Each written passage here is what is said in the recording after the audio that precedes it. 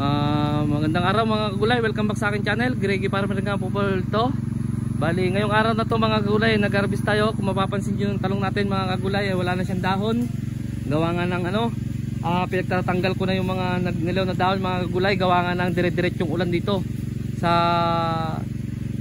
Bayugan mga kagulay, Bayugan Uno. Kung makikita nyo yung daan, ayan, pwede nang taniman ng palay mga kagulay. Kaya ang ginawa ko naman, halos na nilaw na yan lahat mga kagulay, gawa ng dire-diretsyong ulan.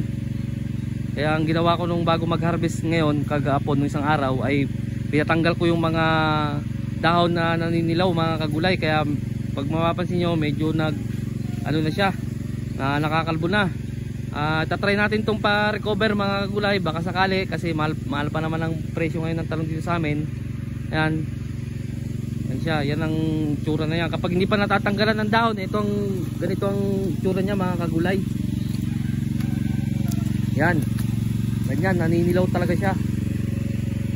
Gawa nga ng dire-diretsyong ulan. Tapos yung mga tinanggal na dahon mga kagulay, pinahakot na rin. Kung makikita nyo, dito na siya.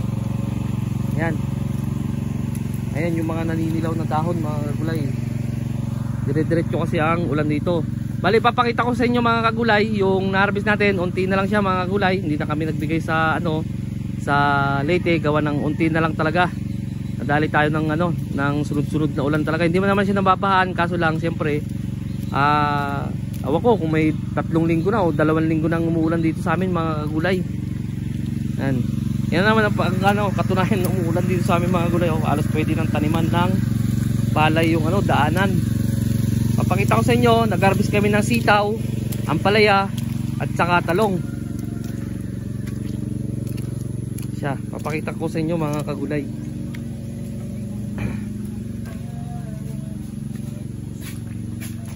Ito yung ampalaya natin mga kagulay, yan.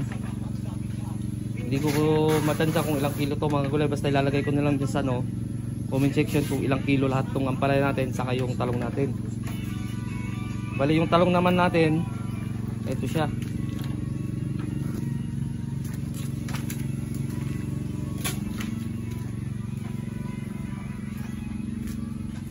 Ito yung talong natin mga gulay, nasa 210 lang yung class A natin mga gulay. Tapos yung class B natin nasa 180. Yan. Kaya yung nagsasabi sa akin na panay ang binibideo ko lang yung mga malalaking harvest, eto mga gulay, medyo bumaba na talaga siya, 210.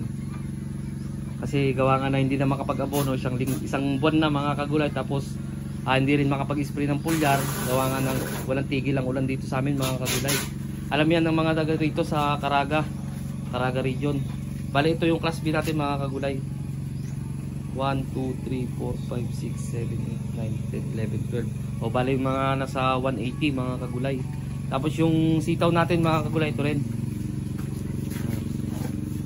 Nabawasan yung ani natin sa talong, pero napalitan naman siya ng sitaw, at saka dumami naman tong natin, tong ampalaya natin mga kagulay. Bali tong ampalaya natin ay pang-6 na harvest. Ito rin yung niya, class B niya, yung mga medyo baliko na mga gulay yan. Saka yung talagang tatanggal din namin yung yung baliko na, kasi hindi na naman to para kapag nakapag-abono halimbawa, hindi na kakain to mga gulay, para doon na mapupunta doon sa mga street na bunga natin mga kagulay. Yan. Kasi kapag hindi to tatanggalin mga kagulay, imbis na pupunta dito sa mga street na bunga, yung sustansya na galing sa abono kaya pulyar, mahahati kasi siya mga kagulay kapag hindi natin to tinanggal. Kaya tinanggal na namin yan lahat mga kagulay. Yan, mayroon din saluyot mga kagulay. Yan. Saka meron din yung may uod mga gulay. Hindi na rin kasi nakakapag-spray talaga. Hindi ko naman tatanggi sa inyo na may uod din itong ating ampalaya. Ayan siya. Ayan. Kung titignan yung panahon dito sa amin yan, parang uulan na naman siya mga kagulay. Pasilip na rin to mga kagulay, itong ilaland prep namin para sa atsal. Ng variety niya ay Sultan, at saka dito naman sa kabila, sa kalahati niya, ito pa rin yung tataniman na natin ng Calixto para wala na siyang tigil. Dapat nga to natanim to mga kagulay January 15, kaso lang ulan-ulan nga. Kaya nag-adjust kami ng ano doon sa papunla namin. Pumayag naman nung nagpunla. Kaya mga kuwan na to siguro mga gulay February 15, mga ganun, mga gulay 15 o kaya 20. Mahirap naman kasi magtanim na ganito ang ano tsura mga gulay, halos tubig lahat. Alam naman yan ng mga nagtatanim ng gulay, ang atsal ay napakaano sa tubig mga kagulay, napakaselan. Kaya in-adjust namin yung pagtatanim namin dito mga kagulay. Ayan siya.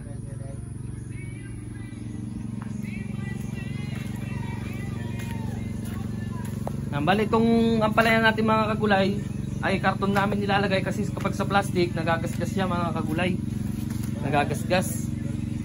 Ayan siya. May na-oversize na nga mga kagulay ito. Yan mga kagulay. Sobrang laki na.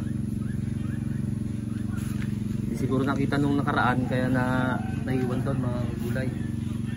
Bali ulitin ko mga kagulay itong variety natin ng ano ng ampalaya. Ito ay Galaxy Max F1 ng Swiss Seed na company. Itong sitaw natin Swiss Seed din na company, Makisig. Saka itong ano natin mga kagulay, talong natin ay Calixto F1. Halos lahat ng tinatanim ko dito sa farm mga kagulay ay mga Swiss Seed na company mga kagulay. Hindi ako nagtatanim ng ibang ano ng company. Yan siya mga kagulay. Napapakita ko sa inyo maigi. Yan siya. Yan. Yan. Meron din doon mga gulay, tinanim sila doon. Saluyot. Yan. Ano siya ng saluyot, okra. Para po yung mga madudulas mga gulay. Yan siya. Yan siya. Ano ulit supit? Wala sila klase. Yan. Yan ang ano natin mga gulay. Bali madaling na ano to, tapos gawa ng bumisita yung may-ari ng lupa. Marami naman siyang dalang ano, tao. Kaya kung mapapansin nyo, saglit lang na tapos. Yan siya. Yan. Ayan siya mga kagulay. So nandito na lang ako mga kagulay. Sa bago pa lang sa munting channel ko, huwag nyo kalimutan mag-subscribe. Click nyo na rin po yung notification bell para updated kayo lagi sa gagawin kong video tungkol dito sa pagugulay ko, dito sa talong, sa ampalaya, sa sitaw, sa darating na atsal na itatanim ko mga kagulay. Baka makapagtanim din ako ng kangkong mga kagulay. Doon sa saluyot mga kagulay. Dito lang saluyot mga kagulay. Ayan mga kagulay. Hindi ko alam na kung anong company yan mga kagulay. Kung anong ano. Tumubo lang dyan sa gilid-gilid mga kagulay. Sayang naman. Pagkakaperahan naman mga kagulay. Kaya kinuha na mga kagulay. So hanggang sa muli mga kagulay. Greggy Farmer muli. God bless po sa ating lahat.